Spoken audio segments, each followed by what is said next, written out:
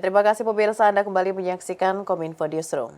Pemirsa, wajah Bumi Cendrawasih atau Papua berubah signifikan dibanding satu dekade lalu.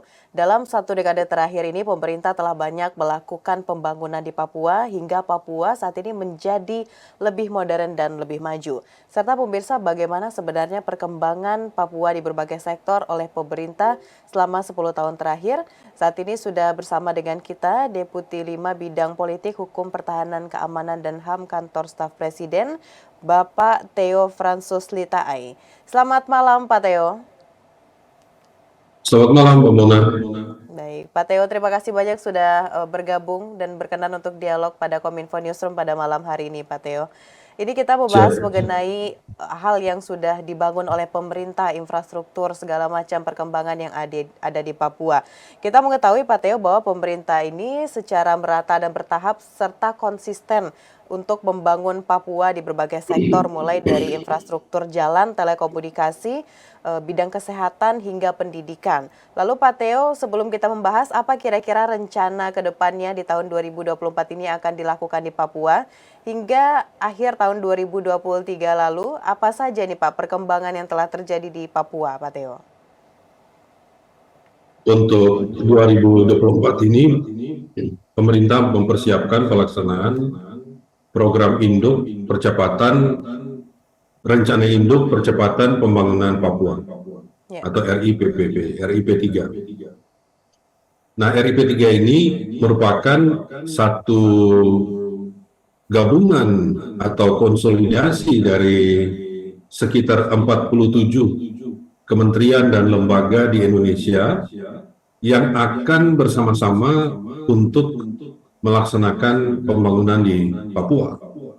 Dan oleh karena itu kita bisa melihat bahwa komitmen pemerintah itu sangat besar sekali ya, khususnya Bapak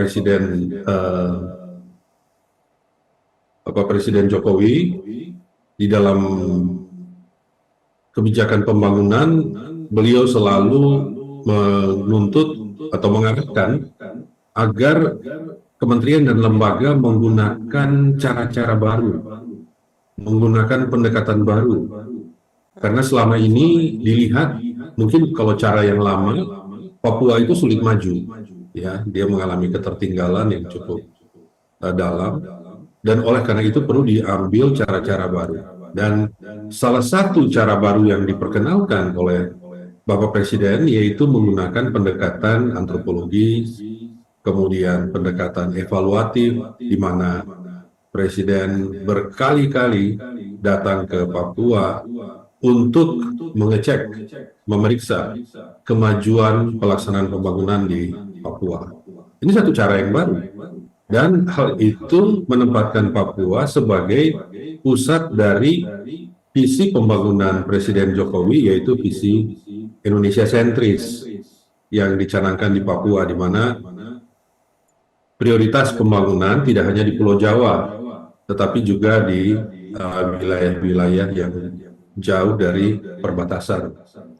Nah, karena melihat bahwa Pulau Papua itu sangat besar, ya, ini merupakan salah satu pulau terbesar di dunia, maka kemudian salah satu arahan dari Bapak Presiden pada tahun 2022 itu sudah mengarahkan agar dilakukan penataan daerah. Ya. Maka sekarang kita lihat di Papua itu dari yang semula hanya ada 2 provinsi, sekarang menjadi 6 provinsi itu Mbak Mona. Jadi ada tambahan 4 provinsi yang baru. Dulu kita hanya kenal Provinsi Papua dan Provinsi Papua Barat.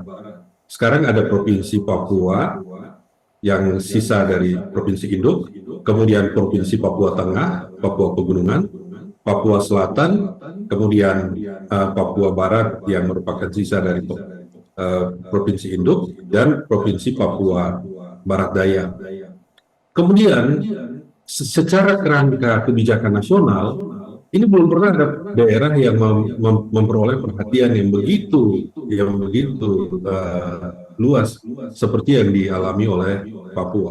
Dan kita bisa melihat dari kerangka kebijakan yang ada, yaitu bahwa Presiden memberikan perhatian kepada pendekatan kesejahteraan dalam pembangunan, ya. Jadi Papua tidak hanya kalau zaman dulu kita dilihat sebagai wilayah ya pendekatan keamanan, kalau dalam masa ini sudah menjadi pendekatan kesejahteraan, ya, mulai dari penerapan Impres nomor 9 tahun 2017 tentang percepatan pembangunan kesejahteraan Papua, dilanjutkan dengan Impres 9 tahun 2020 yang merupakan pembaruan, lalu Kepres 20 tahun 2020 tentang eh, Dewan Pengarah dari pelaksanaan Impres ini. Kemudian kita lihat pada tahun 2021 ada revisi Undang-Undang Otsus, di mana di dalamnya itu berkaitan dengan 3 hal yang penting, yaitu mekanisme baru pendanaan Otsus, ya, bila dulu dia dikirim, ditransfer ke provinsi, kemudian provinsi membagi ke daerah-daerah. Sekarang dengan mekanisme baru dari pusat itu dana transfer langsung ke kabupaten kota, sehingga diterima secara utuh. Kemudian yang kedua ada penguatan demokrasi di Papua, ya, dalam peraturan yang baru itu ada penguatan demokrasi di Papua. Selama ini kan orang mengeluh karena katanya kalau pemilu itu biasanya yang dipilih itu tidak selalu orang asli Papua, dan bahwa keterwakilan orang asli Papua di dalam di dalam DPR itu seringkali kurang. Ya, Maka di dalam undang-undang yang baru itu diatur bahwa ada anggota yang dipilih, tapi hanya 75%. Sementara 25%-nya adalah diangkat. Yang diangkat ini dari orang asli Papua, baik mewakili adat maupun mewakili perempuan. Nah, ini juga satu hal yang penting, yaitu mewakili kaum perempuan. Ini untuk pertama kalinya kaum perempuan terwakili secara nyata di dalam lembaga legislatif dan diamanatkan secara khusus. Jadi kita bisa melihat bahwa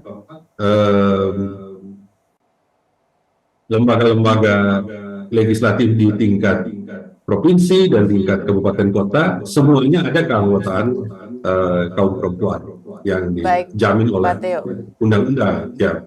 Ya, berarti memang ini kita lihat cara baru yang dilakukan oleh Presiden Joko Widodo itu lebih kepada pendekatan dan juga pengawasan secara berkala begitu Pak ya, kita melihat bagaimana perkembangan yang ada saat ini di Papua. Baik Pak Teo, kalau untuk upaya yang dilakukan oleh pemerintah dalam memastikan akses telekomunikasi terhubung sampai ke kedalaman Papua sendiri itu seperti apa Pak Teo? Itu yang dilaksanakan dengan mengembangkan infrastruktur yang terbagi dalam dua jenis, Mbak Mona. Ada infrastruktur dasar, itu kita lihat itu jalan, jembatan, ya, serta bangunan-bangunan sekolah, pasar, rumah sakit dan puskesmas gitu. Kemudian ada infrastruktur digital, Mbak. Infrastruktur digital ini di dalamnya penetrasi internet ke wilayah-wilayah sampai ke level kampung, atau kalau di Jawa disebut desa, ya. Jadi ini hal yang menjadi perhatian dari pemerintah. Dari pemerintah. Baik. Yang tidak boleh luput juga dari perhatian pemerintah Pak Teo, ini bukan hanya di Papua tapi di berbagai daerah lainnya di Indonesia. Hanya masyarakat sekarang kan kita sudah ada media sosial begitu Pak ya. Kita sudah bisa melihat perkembangan di satu daerah termasuk di Papua. Nah, yang sering menjadi perhatian dari masyarakat bagaimana perkembangan fasilitas pendidikan dan juga kesehatan yang ada di Papua hingga saat ini. Apa yang menjadi fokus pemerintah dan seperti apa upaya yang kita lakukan ini Pak untuk meningkatkan dua sektor tersebut? Jadi untuk dua sektor ini, kalau kita lihat dalam rencana induk percepatan pembangunan Papua, itu masuk di bawah tema Papua Sehat dan Papua Pintar atau Papua Cerdas. Dan dua tema ini merupakan prioritas utama dari rencana induk percepatan pembangunan Papua. Eh, dan pemerintah dalam hal ini mengembangkan tidak hanya dari segi infrastruktur, tetapi juga dari segi sumber daya manusia. Oleh karena itu, kita lihat bahwa saat ini em, selain ada beasiswa yang diberikan melalui pemerintah daerah, jadi pemerintah daerah di Papua, baik di provinsi maupun di kabupaten kota, mereka juga mengalokasikan untuk beasiswa eh, bagi anak-anak untuk bisa melakukan pendidikan. Tapi pemerintah pusat itu juga mengadakan program-program beasiswa khusus. Jadi untuk pendidikan sekolah menengah itu ada program yang namanya ADEP. Jadi afirmasi pendidikan menengah, di mana para murid dibawa untuk bersekolah di sekolah-sekolah yang bagus yang ada di berbagai pulau di Indonesia, dan mereka menempuh pendidikan di situ didampingi oleh orang tua asuh dan para guru. Dan ini sudah berjalan selama beberapa tahun dengan alumni di atas dari 6.000 orang sampai dengan saat ini. Dan kemudian di tingkat pendidikan tinggi itu ada afirmasi pendidikan tinggi atau beasiswa ADIP namanya. Dan sekarang ada beasiswa yang disediakan untuk studi lanjut juga, dan itu khusus untuk orang Papua. Namanya beasiswa LPDP afirmasi, ya, LPDP afirmasi Papua. Nah, di sini calon mahasiswa dari Papua itu bisa melakukan studi di dalam maupun di luar negeri. Dari Kementerian Kesehatan itu juga ada beasiswa khusus sekarang yang disediakan bagi dokter Papua, ya. Jadi di mana di situ pendidikannya dikhususkan untuk pendidikan dokter spesialis. Jadi pendidikan dokter spesialis sekarang juga didukung oleh Kementerian Kesehatan secara khusus. Kebetulan kami di kantor staf Presiden diminta untuk melakukan koordinasi bersama pada waktu perumusan dari kebijakan ini, dan sekarang kami lihat itu sudah dilaksanakan. Baik Pak Teo, berarti dari dua sektor ini, kesehatan dan juga pendidikan, salah satu yang difokuskan oleh pemerintah untuk perkembangan di Papua adalah peningkatan kualitas sumber daya manusianya, begitu Pak ya. Satu lagi Pak Teo, tadi Bapak di awal sudah menyebutkan bahwa pemerintah pusat begitu ya, pemerintah di Indonesia memberikan ruang juga untuk putra-putri Papua berkontribusi di parlemen. Nah, selain itu Pak, apalagi langkah yang kita lakukan agar masyarakat di Papua ini bisa berkontribusi juga melibatkan masyarakat Papua dalam pembangunan di Papua. Mungkin kita juga mengajak mereka dalam penyusunan rencana beberapa tahun ke depan, atau seperti apa Pak Teo? Ya, jadi untuk itu dalam perumusan semua rencana tadi itu melibatkan Badan Percepatan Pembangunan Papua dalam rangka otonomi khusus Papua, ya, di mana di dalamnya itu ketua pengarahnya itu adalah Bapak Wakil Presiden, kemudian anggotanya itu Menteri Dalam Negeri, Menteri Keuangan, Menteri Bappenas, dan 6 orang perwakilan dari masing-masing provinsi di Papua. Nah, mereka yang melakukan koordinasi dan konsolidasi program bersama dengan pemerintah daerah. Jadi memang dilakukan perencanaan ini bersama dengan pemerintah daerah di Papua. Baik, adanya badan pengarah gitu ya Pak ya di Papua, dan ini juga diketuai langsung oleh Bapak Wakil Presiden Republik Indonesia Muhammad Ma'ruf Amin. Baik, Pak Teo, satu hal lagi Pak, kita ingin closing statement dari Pak Teo untuk meyakinkan kepada masyarakat bahwa pemerintah benar-benar hadir untuk Papua, memberikan layanan, memberikan fasilitas untuk perkembangan Papua yang lebih baik lagi. Silakan, mungkin singkat saja Pak Teo.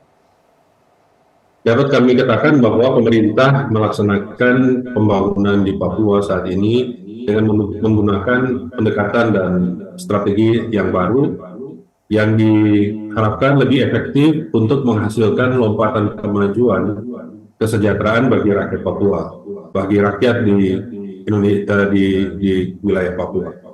Ini dalam rangka pemerataan pembangunan karena em, Papua membutuhkan satu pendekatan pemerataan pembangunan dan sebagaimana yang ditegaskan oleh Bapak Presiden Joko Widodo bahwa pembangunan Indonesia saat ini bukan lagi Jawa sentris, tapi Indonesia sentris dan tanah Papua menjadi prioritas pembangunan. Demikian, Mbak Mona. Baik, berarti sekali lagi kita melihat di sini beda lokasi, beda wilayah, beda juga pendekatan yang dilakukan pemerintah, tapi tujuannya sama untuk meningkatkan kesejahteraan di wilayah tersebut. Pak Theo, terima kasih banyak sudah memberikan informasi Terima kepada kasih, pemirsa Mbak JPR Mona. TV. Ya, bagaimana perkembangan di Terima Papua kasih, saat pemirsa ini. sekalian. Baik, terima kasih Pak Theo. Selamat melanjutkan aktivitas Bapak. Selamat malam. Terima Baiklah kasih, selamat pemirsa. malam.